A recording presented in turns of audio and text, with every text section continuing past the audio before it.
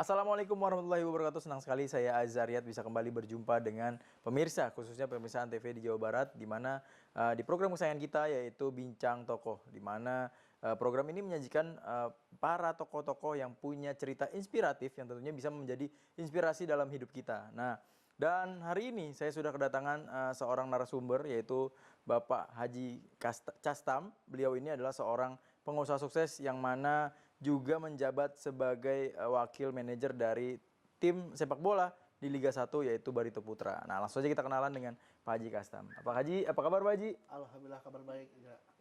Pak Haji, mungkin boleh diperkenalkan dulu sebelum kita berbincang-bincang sosok Pak Haji sendiri, profilnya seperti apa? Lahir di mana? Mungkin pemirsa pengen tahu juga kan. Assalamualaikum warahmatullahi wabarakatuh. Nama saya Haji Castam. Saya lahir di Kota Kuningan, Jawa Barat. Asal desa Cikubang Mulia, Kecamatan Ciawi Gebang. Saya dilahirkan di Kuningan, di pelosok desa. Ya, hijrah. Tinggal di Jakarta. Saya tinggal di Jakarta bersama keluarga di sini di Condet Batu Ampar, Kramat Jati. Saya mempunyai istri Haji Nurbaiti, sama anak saya Akbar Maulana, sama yang kecil Adi Bajaya Nusra, yang aktif di apa nih? Aktif di sekolah Global School, sekarang masuk SMA. Yang satu juga sama di Global School Islamic. Ya. Ya, pemirsa, kita ingin berbincang-bincang dengan Pak Haji Castam. Pak Haji Castam ini beliau adalah seorang tokoh ataupun pengusaha sukses yang dikenal dekat dengan ulama juga. Kemudian juga beliau ini sekarang menjabat sebagai, tadi sudah disebutkan juga, asisten manajer dari klub Barito Putra. Tadi sedikit sudah cerita Pak Haji Castam terlahir di Kuningan. Nah, Pak Haji, ini kan di program ini kita akan memberikan cerita tentang cerita inspiratif lah yang akan diberikan kepada pemirsa. Pak Haji, sebenarnya sebelum sukses, awal mulai itu ketika mungkin masih kecil dulu, terlahir itu di Kuningan.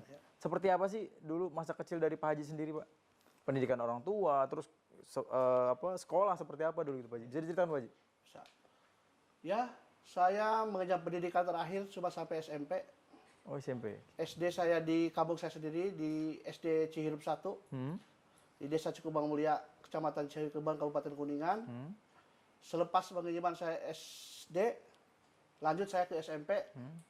Ya, dengan tekad yang besar dibandingkan dengan teman-teman, alhamdulillah saya sampai bisa lulus sekolah SMP dengan biaya sendiri, tanpa bantuan dari orang lain sama orang tua. Alhamdulillah saya biaya sendiri. Saya cerita pagi-pagi pengen sekolah, pergi ke pasar, jadi kuli panggul di pasar, pulang dari pasar bantu-bantu orang tua. Habis itu saya lanjutkan sekolah, pulang, sore hanya mengaji, ya sebagai anak-anak kampung ya. Itu habis salat maghrib kita ada di madrasah, pulang sekolah, pulang ngaji kita belajar kelompok. Waktu SMP tuh. Seperti apa sih maksudnya kondisi di kampung Pak Haji sendiri? Maksudnya kayaknya pendidikan itu maksudnya masih agak sulit ya di sana ya untuk mengenyam pendidikan gitu, Pak Haji? Untuk masa-masa saya di tahun sekitar 85 antara 85 90 memang sangat kurang ke sekolah itu sangat kesadaran pendidikan agak susah. Ada kesadaran agak susah. Kebanyakan lulusan SD. SD justru. SD udah pada merantau kemana, ke Jakarta, ke Bandung, kemana. Kebanyakan gitu. Jadi saya punya tekad, saya harus sekolah SMP. Sampai SMP? Sampai SMP. Itu cita-cita tertinggi SMP berarti? Tertinggi SMA. SMA? SMA. Sebab keterbatasan saya, keuangan, akhirnya saya nggak bisa lanjutin lagi ke SMA. Gitu. Kira hanya sampai di SMP.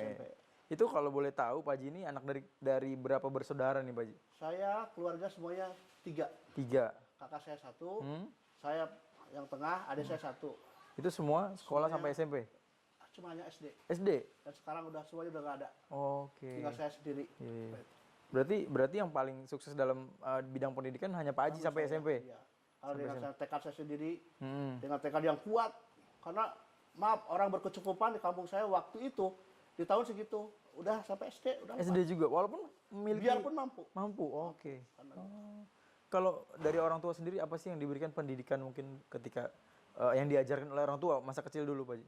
Ya orang tua kan cuma hanya menyarankan belajar ilmu agama kita di pesantren, mondok gitu aja. Itu yang ditekan sama orang tua. Iya. Ya istilahnya belajar bantu orang tua, apa ikut ke sawah. Orang tua dulu kan sebagai itu apa? Petani ya? Bukan satu petani juga ada tukang kayu bakar ya. Oke, Cuma kayu saya bakar juga. bantuin, gitu. Oke.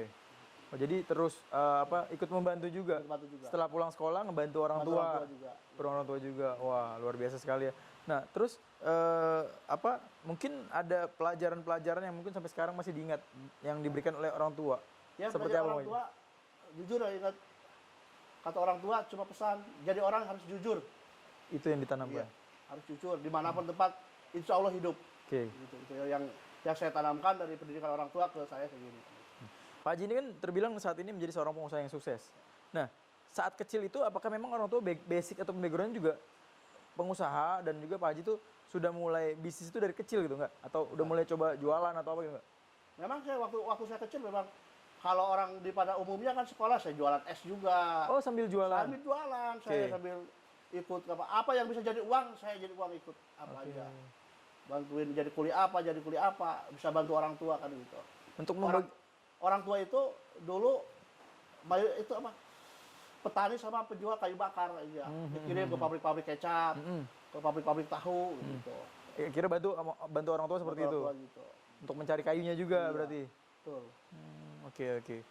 Untuk membagi waktunya gimana Pak Haji itu ketika itu? Karena kan waktu sekolah juga, ngaji juga, terus dagang juga kan, sempat jualan-jualan juga sampai bantu orang tua. Gimana tuh Pak Haji ketika itu? Memang saya dari kecil dididik keras ya. Ya. Sangat dididik keras. Jadi nggak ada. Saya kalau dibandingkan sama teman-teman sebaya saya nggak ada. Dia sekolah teratur semua karena terkondisi dengan situasi saya, dengan waktu itu keterbatasan orang tua saya nggak mampu. Ini akhirnya mau tidak mau saya harus ekstra untuk bisa survive kayak teman-teman yang lain kan gitu. Apa yang membuat Pak Haji sampai berpikir saya harus beda dengan yang lain, harus pendidikan saya harus lebih daripada SD?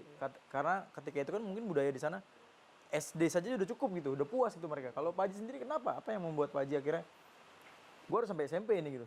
Walaupun saya lulus SMP, memang saya sangat sedih ya. Saya sangat sedih dengan kondisi tahun-tahun segitu karena dia untuk kesadaran pendidikan itu sangat rendah. Sangat rendah ya? Sangat rendah. Makanya maaf, dia masih yang perempuan baru umur berapa tahun dia udah menikah. Ini, itu yang saya sangat sedih kalau lihat dengan itu. Dengan kehidupan masa-masa itu. Mungkin saat SD, saat mendapatkan pendidikan dari orang tua sendiri ketika itu, gimana Pak Haji? Apakah ada cerita mungkin yang tidak bisa dilupakan yang akhirnya menjadi trigger sampai saat ini gitu Pak Haji, yang dipegang teguh? Memang saya bertolak belakang dengan cita-cita orang tua ya. Iya. Orang tua bilang, udah kamu lulus sekolah ke Jakarta cari uang. Umumnya sama semua perantau. Orang Kuningan mayoritas waktu saat itu perantau ya. Iya. Dia bisnis pokoknya kan merantau keluar dari daerah gitu. Tapi tetap saya dengan keyakinan saya sekolah dulu. Karena buat bekal saya nanti gitu. Alhamdulillah dengan gimana hampir sempat terputus juga. Waktu kelas 2 SMP saya sempat terputus sekolah. Kenapa? Ya dengan udah capek karena pagi saya cari uang. Pagi saya cari uang, siang sekolah, ada titik jenuh. Oke. Akhirnya saya coba bunuh diri, keluar dari sekolah, tapi dari pihak sekolah semuanya kamu harus sekolah, harus lulus. Alhamdulillah dengan dorongan para guru-guru, alhamdulillah saya lulus. Lulus SMP. Tapi sampai akhirnya saya dengar Pak Haji juga akhirnya merantau ke Jakarta. Tapi untuk alasan nanti diceritakan di segmen selanjutnya karena kita harus jeda dulu. Jadi jangan kemana-mana, tetap di Bincang Toko Antv. Ya pemirsa, terima kasih masih bersama saya Aziz Aryat di Bincang Toko. Dan masih bersama narasumber kita yaitu Pak Haji Castam. Di mana beliau adalah seorang pengusaha yang juga dikenal sebagai wakil manajer dari tim Barito Putra. Nah Pak Haji, tadi kita sudah ngobrol-ngobrol sedikit mengenai cerita pengalaman Pak Haji saat masa kecil. Banyak sekali pelajaran mungkin yang bisa kita kita ambil lah untuk di dalam kehidupan kita dan juga para pemirsa khususnya. Nah Pak Haji berbicara tadi mengenai akhirnya lulus SMP. Pak Haji ini kan akhirnya juga memilih untuk merantau ke Jakarta. Sebenarnya motivasi apa sih yang membuat akhirnya Pak Haji mau merantau? Padahal kan tadi Pak Haji bilang juga nggak mau kayak orang-orang yang baru lulus langsung merantau ke Jakarta. Pak Haji, apa awal mulanya dulu? Kenapa memutuskan itu gitu? Pada umumnya orang-orang saya, orang-orang Kuningan yang di pelosok-pelosok itu, semuanya lulus SD, SMP, merantau ke Jakarta. Dan entah usaha jadi tukang rokok, pedagang bubur kacang hijau, semua yang usaha-usaha lainnya umumnya merantau. Hampir mayoritas merantau ke Jakarta. Gitu. Kenapa Pak Haji akhirnya? Memang pilihan. Pilihan. Ada peribahasa zaman dulu, Jakartanya pohon uang. Oke. Ada peribahasa, Jakarta itu pohon uang. Ya. Ya, orang siapa sih yang mau ke Jakarta? Dengan tekad yang bulat, Ya. kita hijrah dari kampung untuk ke Jakarta untuk merubah nasib. Untuk merubah nasib, intinya masa saya hidup saya begini-begini aja. Dan memang hampir semua orang-orang saya merantau ke Jakarta. Oke. Nah, Pak Haji, kala itu ketika merantau ke Jakarta, orang tua sendiri seperti apa tanggapan Pak Haji? Ya orang tua hanya mendukung dan berdoa, mudah-mudahan saya sukses di Jakarta. Dan saya bilang ke orang tua, ibu, bapak, jangan mengharapkan hasil-hasil dari saya. Karena saya memang untuk belajar, mudah-mudahan saya bisa merubah nasib di Jakarta. Bisa jadi biar sekolah Sukses, lagi, saya juga ada keinginan untuk sekolah lagi di Jakarta. Di Jakarta, oh, Di Jakarta. oke. Ada upaya sekolah lagi. Oke. Gitu. Akhirnya saya merantau, saya tinggal di daerah Gajah Mada. Itu Dengan orang-orang berbekal uang dari hasil usaha di sekolah dulu? cuma hanya sebatas untuk ongkos aja Oke. ke Jakarta. Tujuannya udah ada tujuannya? Tujuannya belum jelas tujuannya. Belum jelas? Cuma hanya ngumpul di Jakarta. Hah? Ada saudara yang mungkin? Bukan saudara, tetangga-tetangga ya. Tetangga-tetangga di kampung, ada tukang ojek, tukang supir-supir bajai. Semua pada ngumpul di daerah Gajah Mada. Akhirnya ngobrol, apa sih yang saya bisa menghasilkan uang? Saya lulusan SMP, bisa apa? Gitu. Akhirnya disaranin sama tetangga, udah untuk nyambung hidup kamu coba jadi tukang semir, jadi ala hujan ojek payung. Oke. Kalau pagi-pagi saya ikut jualan bubur Cirebon. Oke. Ya, sampai ada cerita yang sangat menarik. Ya. Saya memang orang desa ya. Saya suruh ngantar bubur ayam ke lantai 7. Orang-orang naik lift, saya takut. Itu di hotel atau di kantor? Di kantor? bank. Oh, di bank. Salah satu kantor lah ya? Kantor, perkantoran. Tuh, Akhirnya? Akhirnya sampai orang saya diketawain sama orang-orang sana, bawa bubur 5 mangkok sampai ke lantai 7 jalan kaki. Makanya luar biasa kan. Itu. Itu banyak pengalaman itu. Pengalaman pertama ya? Iya, pengalaman pertama saya. Saking takutnya. Saking takutnya saya naik lift. Gitu. Oke. Berarti dulu Pak Haji menghabiskan waktu di Jakarta Iya. sebagai pedagang bubur. Pedagang bubur. Pedagang bubur itu usaha. Kalau pagi Kalau pagi. Kalau pagi dari jam 7 sampai jam 10 pedagang bubur. Bubur. Jam 1 jam 2 saya jadi tukang semir. Hah? Kalau musim hujan jadi saya tukang ojek payung. Payung. Oh. Itu rame. Kalau bubur sendiri atau ikut Bukan, orang? saya ikut orang Ikut orang Cirebon. bantuin. Oke. Saat itu berarti mungkin baru penghasilan berapa per hari dulu Pak Haji? Waktu itu saya dagang jadi pelayan bubur itu sehari pagi-pagi dikasih 5.000 5.000 rupiah. tahun Tahun 94. 94. Iya. Oh, 94. Akhirnya nyemir juga. Hampir juga, alhamdulillah satu hari dapatlah 25.000, 30.000. Oke. Tahun-tahun segitu. Dan saat itu Pak Haji sendiri tinggal di mana Pak Haji? Tinggal saya sama di Emperan, di daerah Gajah Mada itu. Di Emperan? Iya, Tidur di Jalan Emperan? Kejayaan, iya. Oke. Saya bisa sama teman-teman yang tukang supir bajai, tukang ojek, gitu. Oke. Berarti tinggal di Emperan saat itu ya? Emperan, ya. Karena memang belum memiliki ataupun belum punya biaya untuk kontrak rumah ataupun Wah, nggak ada, belum ada ya? belum ada. Bisa makannya alhamdulillah. Seperti apa pengalaman tinggal di Emperan itu Pak Haji? Ya, Karena kan begitu. ya mungkin bisa dibilang kalau dulu orang bilang Jakarta keras ya. Jakarta keras. Itu Jakarta luar biasa keras. Gimana? Ada cerita menarik nggak Pak Haji, ketika mungkin tidur di Emperan Kehidupan sampai Jakarta memang sangat keras. Itu saya lagi tidur, ada satpol PP, diusir-usir. Iya udah, udah risikonya yang Emperan terusir. Udah nggak ada satpol PP, santai lagi, tidur lagi di situ. Gitu, akhirnya. Alamin gitu. dan sampai akhirnya usaha sendiri kan Pak Haji juga sempat ikut jualan bakso kalau nggak salah katanya. Karyawan bakso saya. Karyawan bakso itu gimana ketika Ya, habis itu alhamdulillah semenjak saya tinggal di Gajah Mada, kebetulan ada saudara paman saya oke. mengajak saya untuk kerja di pabrik bakso. Oke, Ingat sebagai tuh, sebagai karyawan. karyawan Ingat itu tahun 96 di daerah mana itu? di daerah Pondok Gede. Pondok Gede. Oh, jauh juga ya berarti ya. Tahun 96. Itu saya ingat itu gaji pertama saya 100.000, Oke. uang makan saya 3.000 rupiah. Oh, Ingat saya itu. Nggak apa-apa biaya belajar saya. Yang penting saya bisa makan. oke. Sama bisa belajar apa sih di bisnis. Oke. Tuh. Saya nggak lihat saya gaji, apa ini bisnis? Oke. Menguntungkan nggak buat saya ke depannya untuk prospeknya gimana-gimana. Ya, saya sebagai di produksi, sebagai timbang-timbang daging, timbang sagu, ukuran buat air es buat makanan bakso itu berapa, Oke. timbangan daging, ukuran daging berapa, ukuran sagu berapa, hafal betul. Oh, berarti bagian produksi juga dan belanja itu juga ya? Saya untuk pertama saya kerja di bagian produksi. Produksi. Produksi. Berarti benar-benar gimana caranya memproduksi sebuah bakso Bakso, tuh iya. awal mulai dari situ. Karena semuanya masih pada belajar, masih pada nggak tahu itu ilmunya bikin bakso. Hmm. Ingat saya bikin bakso 2 mobil, balik 2 mobil. Cuma Maksudnya kebetulan gimana? harga daging itu masih murah kan gitu. Iya, iya, iya, gimana tuh? Iya. Sekarang harga daging 100.000 dulu waktu saya bikin pabrik bakso, harga daging 8.000 per kilo. Oke. Iya. Cuma karena emang pada nggak bisa bikin bakso, bikin 2 mobil, balik 2 mobil.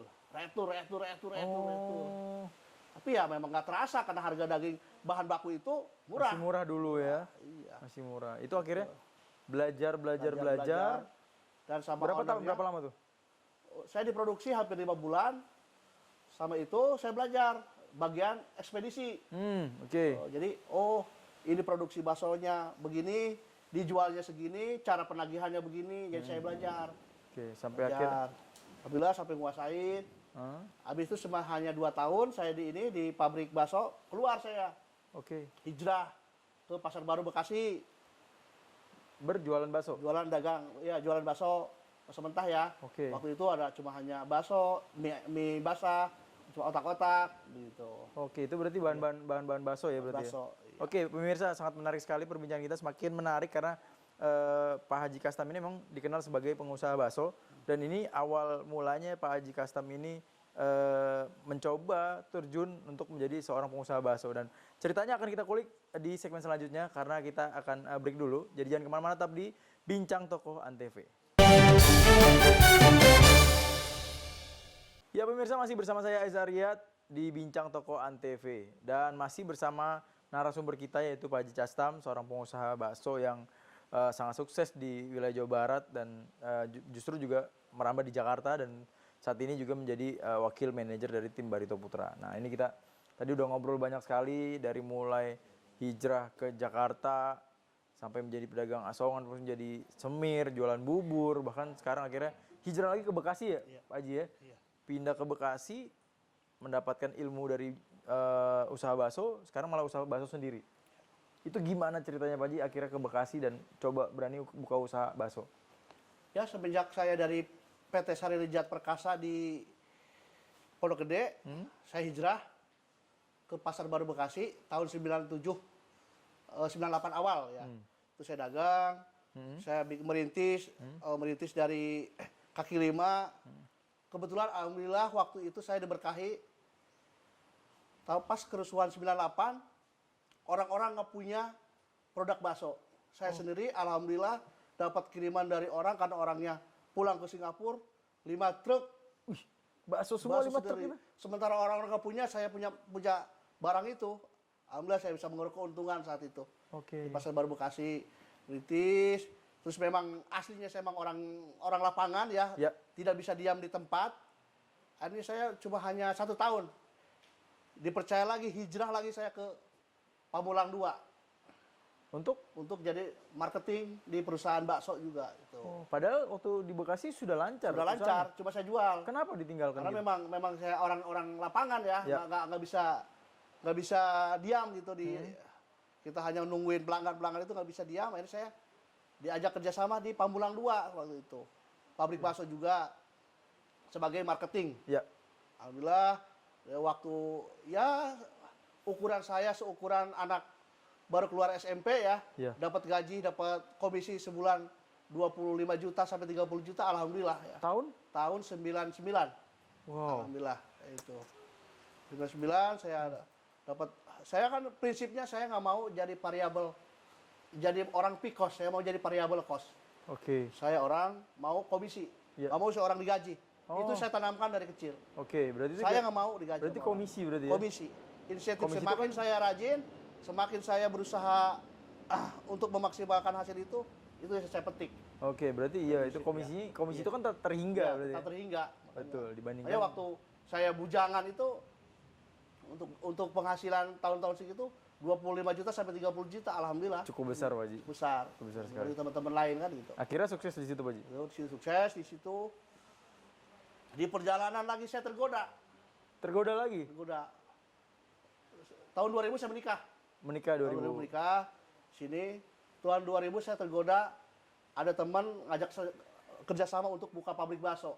Oke. Bulan. Waktu itu ada owner dari Australia. Iya. Karena beliau lagi berlimpah keuntungan gara-gara pas dolar lagi naiknya, beliau banyak uang banyak. Saya tanya, Castam, kamu saya bikin pabrik bakso, rugi 1 bulan 2 miliar, tidak apa-apa. Tapi hanya 2 tahun aja. Iya, iya, iya. Boleh? Dengan saya Akhirnya ketemu diambil beliau, tuh. saya ambil. Cuma dengan keterbatasan saya akademik ya. Ya, cuma SMP. Ada saya kerja sama teman orang Makassar. Yap.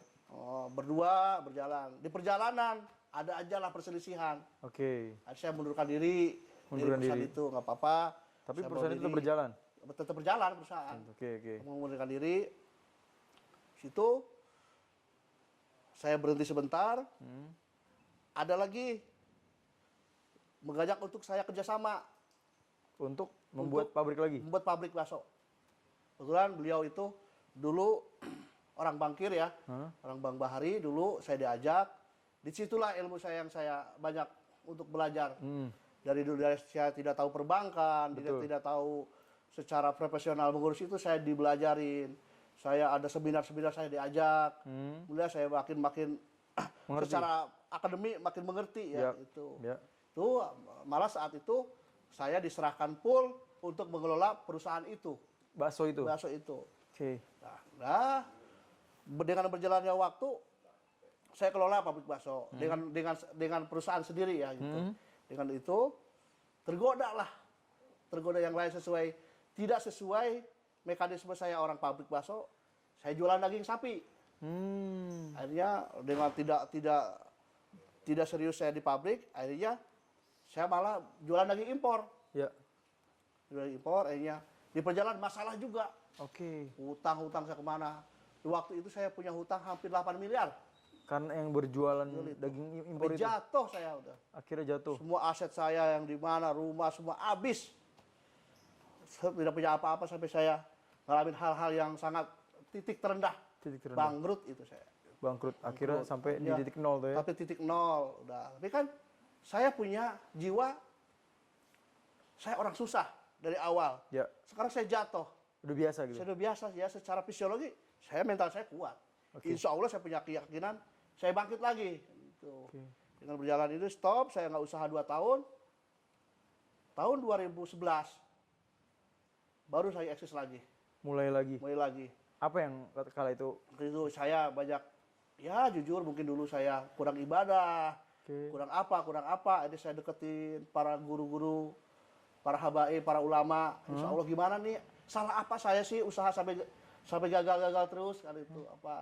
Apa saya salah? Apa yang saya bisa kerjakan dengan usaha baru ini? Alhamdulillah dengan izin Allah, saya buka prosen. Saya tidak ingat saya punya rezeki, punya aset yang sangat berharga waktu itu. Yang saya bisa survive sampai sekarang. Bisa manfaatkan. Saya alhamdulillah punya sertifikat produk bakso yang lumayan untuk Jakarta dan sekitarnya paling terkenal. Oke. Alhamdulillah itu yang bikin saya Membuat survive lagi. Makanya saya punya keyakinan Allah ngasih ujian, udah siapkan itunya. Sudah hasilnya yang siapkan. udah siapkan semuanya. Hikmahnya sudah ada. Hikmahnya Ya? udah ada semua. Jadi apapun kehidupan saya jalani dengan ikhlas, dengan santai, semua ada jalan keluarnya. Sebenarnya apa sih yang membuat akhirnya Pak Haji Kastam mungkin kuat dan bisa bangkit? Maksudnya, trigger apa sih yang dulu mungkin membuat kabarnya kan Pak Haji juga dekat dengan ulama-ulama kala itu gimana? Ya, kiatnya begitu. Jadi saya kalau berhasil usaha saya buat kepentingan umat, tekad saya buat oke. kepentingan umat, saya buat syiar-syiar Islam, buat yang lainnya juga buat kepentingan pribadi saya. Itu yang saya tekadkan. Makanya ya Allah, saya Ingin usaha buat kepentingan saya, keluarga saya secukupnya, sama buat syiar Islam gitu yang saya tekadkan. Gitu.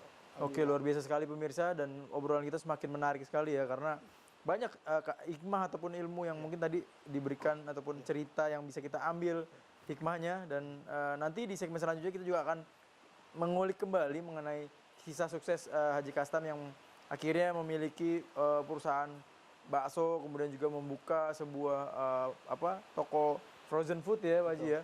Itu akan kita ceritakan di segmen selanjutnya. Jadi jangan kemana-mana, tetap di Bincang Toko Antv. Ya pemirsa, terima kasih masih setia bersama saya Aziz Aryat di program Bincang Toko Antv, di mana program ini menyajikan tokoh-tokoh yang penuh inspiratif. Dan saat ini saya masih bersama narasumber saya, yaitu Pak Haji Kastam, seorang pengusaha bakso yang terkenal di wilayah Jawa Barat dan juga di Jakarta. Nah, kita langsung bincang-bincang. Pak Haji Kastam tadi sudah cerita banyak mengenai kisahnya, akhirnya menjadi seorang pengusaha bakso, jatuh bangun. Nah, kita pengen tahu sebenarnya Pak Haji, sebenarnya ketika menjalani usaha, pahit manis sudah dirasakan juga. Sebenarnya cerita pahit manisnya seperti apa sih Pak Haji ketika menjalani usaha sampai sesukses sekarang gitu Pak Haji? Ya, pahit manis sama usaha di perbasuan ya. Saya mengalami ada titik terendah untuk bisnis bakso ya. Waktu itu saya ingat tahun 2006. Di saat itu orang takut makan bakso. Iya, betul sekali Pak Haji. Itu yang sempat Sangat ramai ya. Akhirnya Masalah bakso tikus Pak Haji ya? Iya, bakso tikus. Akhirnya semua berinisiatif. Semua pabrik bakso di Indonesia saya kumpulkan. Oke. Saya ketemu gimana solusinya supaya bakso itu laku lagi. Ya, dulu penjualan bakso 1 bulan 1 sampai 2 miliar, tiba-tiba cuma 100 juta Per bulan? per bulan. Orang takut makan bakso. Orang jijik makan bakso. Betul. Tapi alhamdulillah, jadi makanya bisnis makanan, bisnis bakso itu alhamdulillah surpet.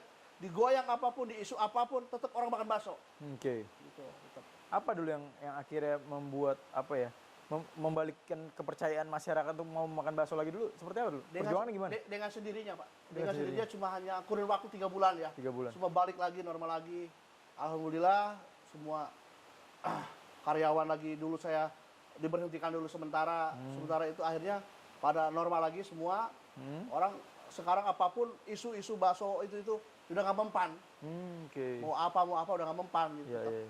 Bakso. Ya, usaha bakso akhirnya sukses. Pak Haji Kastam ini akhirnya mengembangkan usahanya ke frozen food. Frozen food. Itu gimana ceritanya? Waktu itu saya main ke tempat teman di Bali. Oh, saya usaha apa ya selain pabrik bakso? Gitu. Akhirnya saya punya teman di Bali, dia bikin frozen food dengan semua ada kentang goreng, ada sosis, ada apa semuanya komplit. Saya belajar tuh dari Bali. Ya. Mampir juga ke tempat di Bandung, di saudara saya juga. Akhirnya saya memutuskan untuk buka frozen kecil-kecilan di depan. Akhirnya dengan lapak cuma hanya berapa petak, alhamdulillah sekarang udah berkembang, alhamdulillah gitu. Kalau tahu sekarang makin menjamur usaha frozen food, di mana-mana ada sosis apa semua udah pada tahu semua sekarang. Alhamdulillah gitu. Strategi seperti apa sih akhirnya bisa mempertahankan frozen? Mungkin sekarang makin banyak ya, apalagi di tengah pandemi orang makin banyak membuka usaha frozen food. Pak Haji sendiri gimana cara akhirnya bisa bertahan dengan ciri khasnya, mungkin dengan gaya Pak Haji gitu? Gimana Pak Haji? Kalau kekuatan saya kan untuk frozen food memang kekuatannya saya di bisnis ini hanya bakso ya. Memang kekuatan utama saya kan di bakso. Bakso, oke. Frozen food hanya untuk meramaikan ini semuanya. melengkapi orang yang kebutuhan orang aja. Gitu. Alhamdulillah kan gitu. Dan saya memang memaksimalkan teman-teman saya, konsumen-konsumen saya tiap daerah itu hampir mayoritas orang-orang kampung saya juga. Itu ada kekuatannya di situ. Gitu. Alhamdulillah berkembang. Akhirnya punya inisiatif buka toko. Alhamdulillah saya sekarang udah punya Berapa cabang, Pak? 3 cabang. 3 cabang. Ada di Kemayoran, ada di Kramat Jati, ada di Ciawi Bogor. Oke, 3 Alhamdulillah, cabang. alhamdulillah, Ya, 3 cabang. Dan itu berapa banyak pegawai, Pak? Ya, hampir semuanya 40 ya. 40 pegawai. Alhamdulillah. Untuk bakso sendiri masih produksi Masih Pak? alhamdulillah. Sampai saat ini? Sampai saat ini. Itu di mana, Pak?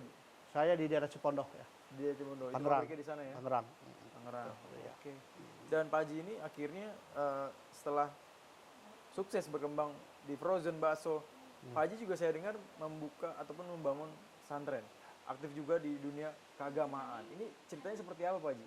Alhamdulillah saya dengan ulama dekat, dan memang untuk pertama kali sebelum saya usaha baru ini, pasca saya jatuh bangun semuanya ini, saya kebetulan punya guru. Saya sering ada riyadoh di daerah Tasik. Oh, daerah Tasik. Tasik itu. Itu sambil berjalannya waktu sama-sama bangun pondok itu bareng-bareng, gimana caranya jamaah hampir banyak untuk setiap malam Jumat riyadoh. Oke. Alhamdulillah. Itu saya istiqomah untuk keberkahan Ya. usaha saya itu. Oke.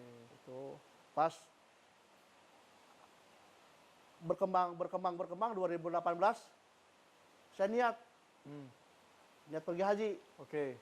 Pergi haji ya dengan izin Allah, saat orang-orang nunggu bertahun-tahun Sulit. dengan sulit, alhamdulillah saya dengan istri saya niat langsung berangkat 2018. Tuh. Cikal bakalnya saya dekat dengan para ulama, dengan para habaib waktu 2018. Oke, kenapa itu? Pas wali waktu safar ya, Ya. saya mau pergi haji, saya ngundang guru Hah? habaib. Hah? Alhamdulillah beliau hadir. Ya. Situ nyambung terus sampai sekarang, alhamdulillah saya dekat Oh. dengan saya punya guru di Jawa Barat, Habib Qures Baharun, yang mendidik saya, yang mengajari saya untuk istiqomah, untuk agama. Ya. Alhamdulillah gitu. Sampai saat ini. Sampai akhirnya. saat ini. Oke, ya Pak Haji Kastam ini dikenal juga sebagai pengusaha yang apa ya, banyak membantu ulama-ulama besar mungkin ketika hadir ke sini. Amin. Itu seperti apa ceritanya mungkin? Memang itulah cita-cita saya. Di saat saya sukses, saya dari hati saya pengen membahagiakan guru, menghormati guru. Dalam arti semuanya saya siapin mobil, hotel yang bagus. Beliau bikin senang guru-guru saya. Oke, iya. Itu niat saya. Supaya saya sangat berkah. Yuk. Itu aja. Itu yang saya camkan dari hati saya. Bahwa saya memuliakan guru. Saya beli mobil, beli hotel semua buat guru. Oke. Untuk besarin gitu. Itu berarti ya itulah keberkahan dari guru Berkah ya. guru berarti. ya. Ya. Oke, Pak Haji. Alhamdulillah saya dengan ulama-ulama besar, alhamdulillah dekat saya. Alhamdulillah. Dekat ya, alhamdulillah. Ya. Alhamdulillah dekat saya. Mulai dari akhirnya sukses dan apa yang menjadi mungkin dulu apa ya, cita-cita di awal untuk melanjutkan usaha adalah ingin membagian keluarga dan juga membagiakan atau untuk agama juga ya, Siar untuk siar agama juga, dan itu dilakukan dilakukan. dan alhamdulillah ya konsisten Alhamdulillah, sampai konsisten. saat ini ya, Istiqomah. istiqomah. Oke. Iya.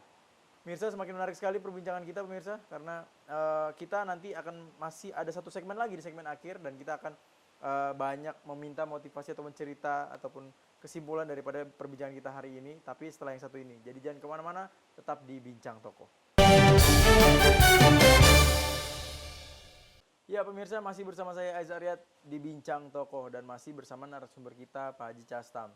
Dan tak terasa Pak Haji, kita sudah di segmen akhir, tapi masih ada beberapa pertanyaan yang mungkin masih saya ingin tanyakan Pak Haji. Pak Haji ini kan tadi juga saya sebut-sebut sebagai wakil manajer dari Barito Putra.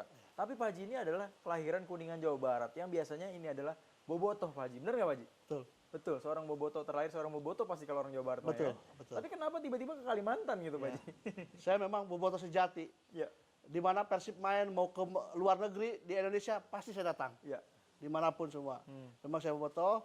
Ya kebetulan saya dengan para ulama, kebetulan ada acara haul ayah Haji Sulaiman di Barito Putra, yang Ya. punya Barito Putra. Ya, betul. Kebetulan saya itu Hadir di sana. hadir saya di sana. Kebetulan saya terinspirasi dengan beliau, Oke. dengan Pak Haji Sulaiman almarhum Haji Basirun. Ya. Luar biasa sosok yang saya jadi panutan buat saya. Beliau seorang ulama besar, beliau seorang pengusaha besar yang dekat dengan ulama, Lama, betul. mendukung semua syiar-syiar agama Islam di Kalimantan Selatan. Umumnya semuanya beliau dukung. Makanya saya jadi panutannya untuk saya ke Barito Putra. Almarhum Abah Haji Sulaiman bin Haji Basirun. Itu yang jadi saya panutan saya. Ya. Pas kebetulan saya dekat dengan beliau. Ada suatu saat saya dipanggil dengan Pak Haji Hasnur Ya. untuk membantu Barito Putra, ya. Dengan saya lihat pembinanya Barito Putra, guru-guru, ulama-ulama, para Syekh, habaib besar, ada Habib Syekh Solo, ada Habib Qures Baharun, Habib Rifki Alaidrus. Akhirnya saya dengan semangat, dengan cintanya saya dengan Barito, bangun untuk hampir 1,5 tahun ini saya bantu Barito Putra. Semampu saya, insya Allah mendapatkan hasil yang terbaik buat saya. Oke. Gitu. Untuk Barito. Jadi saat itu tawaran dari Pak Hasnur ya? Langsung. Pak Hasnur. Untuk membantu Barito Putra supaya survive, supaya bagus di Liga 1 ini. Gitu. Tapi nggak kepikiran, wah harus Barito nih lawannya Persib Bandung kan ini kan? Betul, ya. Memang itu karena saya cintanya dengan ulama yang saya lihat, guru saya Habib Qures, ada Habib Syekh Solo, Ya. ada guru-guru ulama-ulama Kalimantan Selatan, itu yang saya Yang akhirnya udah membuat jatuh cinta saya sama Barito Putra. Barito Putra. Gitu, Oke. gitu. Tapi kalau bicara Persib Bandung sendiri, seperti apa pengalamannya dulu sebagai boboto dulu? Saya bilang, saya itu bobotoh sejati. Persib Bandung main di Malaysia, ada di Padang, ada di Sumatera, di Kalimantan, pasti saya hadir. Itu saya. Kemanapun Persib main, pasti ada saya ikut. Saya dekat dengan pemain, saya suka, memang saya hobinya di bola. Ada untuk di saat saya kesibukan saya usaha, yang bisa untuk refreshing saya di bola. Oke. Hobi saya bola, gitu. Tapi setelah merasakan jadi pengusaha, terus akhirnya sekarang berkecimpung di manajemen sepak bola, gimana Pak Ji? Ya. Apa biasa. bedanya Pak Ji? Ya memang sekarang memang agak ini ya, agak harus mau tidak mau kita bisa sebisa mungkin kita harus ngatur waktu di saat pertandingan Barito dengan usaha saya dengan siapan dengan waktu-waktu yang pas. Pak Ji sebagai orang Jawa Barat nggak tertarik untuk mungkin ya setelahnya nanti megang Persib Bandung itu Iya. the next Aji Umuh gitu kan? Iya. Karena kan Pak Haji Umuh juga bisa dibilang sudah menjadi apa ya, umurnya juga tua juga kan. Nah kalau sebagai orang Jawa Barat gitu Pak Haji nggak ingin. Insya Allah suatu saat kan gitu. Tapi memang tekad saya prestasi saya sebelum saya membawa Barito yang terbaik, saya insya Allah enggak. Kalau saya bawa Barito juara, insya Allah udah itu tekad saya buat yang punya Barito senang, almarhum Abah Sulaiman, Ibu Nur Hayati, beliau yang almarhum itu biar senang, Barito juara, baru saya lepas. Oke. Ya itu saya udah tekad saya yang kuat gitu. Jadi Kalau masih dipercaya, kalau masih dipercaya. saya Pak Haji Hasnur gitu, selaku owner Barito Putra. Gitu. Oke, berarti kalau belum juara belum mau nih ke Bandung. Belum mau. Karena tekad saya untuk bikin senang almarhum, Ya. untuk orang-orang Kalimantan Selatan kan gitu. Oke. Selama Tapi masih tetap bisa. ada keinginan juga ya. Ada, nggak bisa dipungkirin orang Jawa Barat kan gitu. Oke, siap. Oke, Pak Haji, mungkin kita sudah di akhir segmen 5 ini dan Pak Haji mungkin bisa memberikan pesan ataupun kesan ataupun apa ya motivasi untuk para pengusaha muda mungkin ataupun buat saya juga Pak Haji khususnya yang ingin mencoba menjadi ataupun menuju sukses di bidang usaha. Kira-kira mungkin apa yang ingin disampaikan Pak Haji? Ya Bang Ajis, memang untuk mencapai kesuksesan tidak segampang membalikan telapak tangan. Penuh perjuangan, pahit manisnya sebagai pengusaha gini. Yang jelas untuk kita bikin tenang, untuk ada masukan positif, kita harus dekat dengan para ulama, dengan ustadz, dengan habaib. Itu yang bisa kita ada secara spiritual untuk membangkitkan semangat kita. Insya Allah kita kan tekadnya untuk keberkahan, usaha untuk berkah, untuk buat kepentingan sendiri, buat umat, buat siar-siar agama itu. Makanya ke pengusaha-pengusaha dekatilah para ulama, para habaib, para ustadz-ustadz itu yang kita harus dekatin dengan pengusaha-pengusaha itu. Oke. Oke pemirsa, itu dia banyak sekali pesan-pesan yang sudah diberikan juga dari Pak Haji Kastam, banyak suntikan motivasi yang mungkin bisa menjadi inspirasi teman-teman di rumah, pemirsa di rumah yang tadi banyak sekali Pak Haji Kastam sudah memberikan cerita-ceritanya ya Pak Haji ya, mulai dari tadi sekolahnya seperti apa, hanya lulus SMP tapi akhirnya bisa menjabat sebagai manajer, wakil manajer dari tim Barito Putra dan sampai sekarang jadi seorang pengusaha sukses dan banyak cerita-cerita inspiratif sekali yang sudah diberikan oleh Pak Haji Kastam. Oke, Pak Haji, selain dekat dengan ulama, mungkin apa sih prinsip hidup yang sampai saat ini menjadi pegangan Pak Haji dan menjadi kuat gitu Pak Haji? Ya dengan jatuh bangunnya saya usaha, kekuatan saya, mental saya untuk bangkit, memang nggak ada kesuksesan yang gampang ya. Ya. Tidak gampang untuk usaha, gampang. Perlu kita harus ekstra. Saya sendiri mengalami, mulai merintis usaha, kirim sendiri, nagih sendiri, apa sendiri, itu saya nggak kenal waktu, nggak pernah istirahat. Jadi nggak gampang ya. Ya. Prinsipnya kita jangan sampai menyerah. Semua kita usaha pasti, insya Allah kalau kita niat yang sangat kuat, Allah kita izinkan untuk sukses. Insya Allah itu. Oke. Nggak ada istilahnya itu tuh. Insya Allah kita sukses. Perlu kerja keras ekstra yang luar biasa. Oke. Beda kita karakter pedagang sama karakter pengusaha beda ya. Begitu. Berarti kesabaran, Sabar, keyakinan, dan kerja keyakinan keras ya. gitu. Kerja keras itu yang Kerja paling keras, penting. betul. Nah, Pak Haji, mungkin terakhir Pak Haji satu lagi. Kalau mungkin seperti saya yang ingin mengawali usaha, apa yang diperlukan Pak Haji? Mungkin terakhir buat pemirsa juga mungkin. Iya. Ada pesan-pesan Modal. Pak Haji? Pesan-pesannya modal kejujuran. Tuh.